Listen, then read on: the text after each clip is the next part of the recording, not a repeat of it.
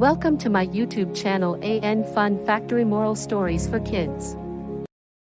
सुनहरी परिंदा और नास परी।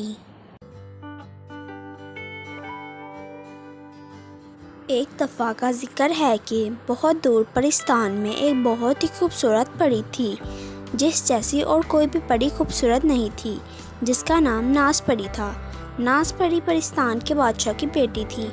परिस्तान के बादशाह की और कोई औलाद नहीं थी। नास परी बादशाह की इकलौती बेटी थी। बादशाह नास परी से बहुत प्यार करता था और उसकी कोई भी बात नहीं टालता था।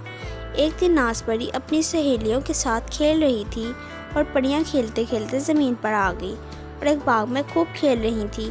खेलते खेलते नास परी की नज़र ज़मीन पर पड़ी। यहाँ एक बहुत ही खूबसूरत गोल्डन मोती रखा हुआ था। नास परी को वो मोती बहुत ही खूबसूरत लग रहा था। सब परियां खेलकर थक गई तो परियों ने कहा, अब हमें घर वापस जाना चाहिए। चलो चलो घर वापस चलते हैं। सब परियां वापस घर जाने वाली थी कि नास परी सहेलियों से छुपकर उस मोती के पास आ जाती है और बाकी सब परियां वापस चली जाती हैं। तो नास परी कहती है, ये क्या है? दूर से तो एक मोती लग रहा था, लेकिन पास से तो ये और भी ज़्यादा खूबसूरत और चमकदार लग रहा है।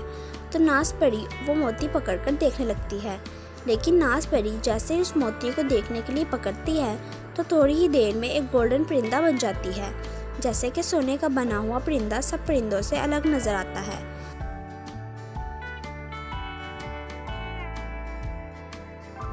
जैसे सब परिंदे भी देखकर हैरान होते हैं कि ये तो हम जैसा नहीं है, ये तो कोई अलग ही नस्ल का परिंदा है।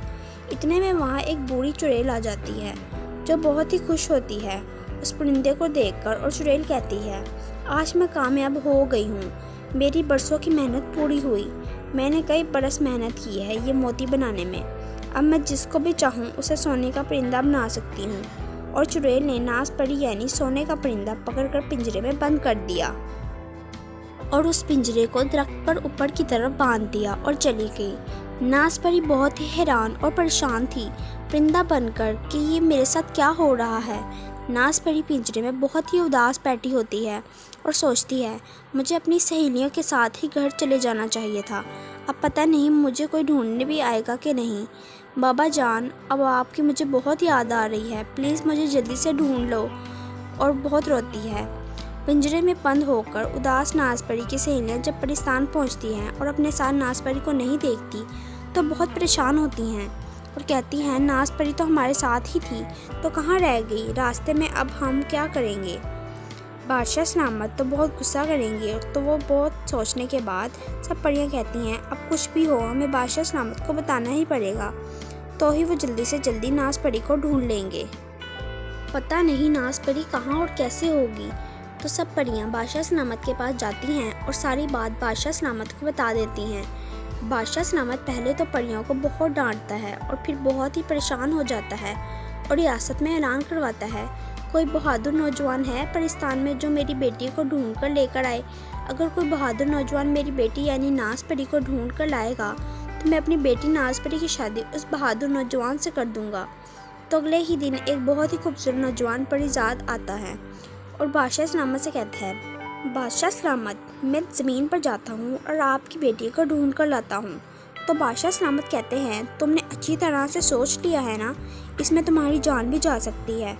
तो नौजवान परिजात कहता है, जी मुझे पता है, फिर भी मैं ज़मीन पर जाना चाहता हूँ। मैं जानता हूँ कि मैं नास परी को ज़रूर ढूंढ सकता हूँ। आप मुझे इजाज़त दें कि मैं ज़मीन पर जाकर नास परी को ढूंढ कर ला सकूँ। तो बादशाह सलामत कहते हैं, ठीक है, तुम जा सकते हो। तो नास परी की सहेलियाँ नौजवान परिजात को बताती हैं कि वो ज़मीन पर कहाँ गई थी। तो नौजवान नास परी की तलाश में निकल पड़ता है और ज़मीन पर आ जाता है, लेकिन बहुत ढूंढने के बाद भी नास परी का कुछ पता नहीं चलता। तो परिजात वहीं बाग में बैठा सोच रहा होता है कि वो ऐसा क्या करे कि नास परी उसे मिल जाए। बैठे बैठे परिजात की नज़र ऊपर दरख्त पर लटके पिंजरे पर पड़ती है। तो परिजात उस पिंजरे के पास जाकर देखता है और बहुत ही हैरान होता है और कहता है, ऐसा कैसे हो सकता है? कभी सोने का परिंदा भी होता है क्या? ऐसे कैसे हो सकता है? तो जैसे ही नौजवान परिजात पिंजरे को हाथ लगाता है, वहाँ फ़ौरन ही एक चुड़ैल आ जाती है और नौजवान को कहती है, तुम्हारी हिम्मत? بھی کیسے ہوئی کہ اس پنجرے کو ہاتھ لگایا تو نے؟ یہ میرا پرندہ ہے، جاؤ یہاں سے۔ تو پری ذات سمجھ جاتا ہے کہ شاید یہ ناز پری ہی ہے جس کو اس چڑیل نے پرندہ یعنی سونے کا پرندہ بنا دیا ہے۔ اتنا سوچنے کی دیر تھی کہ پری ذات نے بوڑھی چڑیل پر وار کیا اور چڑیل نے بھی پری ذات پر وار کیا۔ دونوں میں خوب لڑائی ہوتی ہے۔ آخرکار پری ذات ایک پاورفل وار کرتا ہے اور بوڑھی چڑیل مر جاتی ہے۔ تو پری ذات وہ پنجرہ درخت سے اتار لیتا ہے اور پنجرہ لے کر پرستان آ جاتا ہے اور بادشاہ کی خدمت میں پیش ہوتا ہے اور بادشاہ سلامت کو ساری کہانی سنا دیتا ہے۔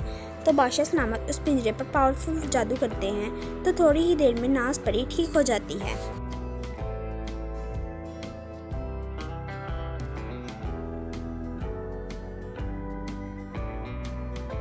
بادشاہ سلامت بہت خوش ہوتے ہیں اور پرستان میں سب بہت خوش ہوتے ہیں ناز پری کو ٹھیک دیکھ کر۔ تو بادشاہ سلامت اپنے وعدے کے مطابق ناز پری کی شادی اس نوجوان پری ذات سے کروا دیتے ہیں اور خوشی خوشی زندگی گزارتے ہیں۔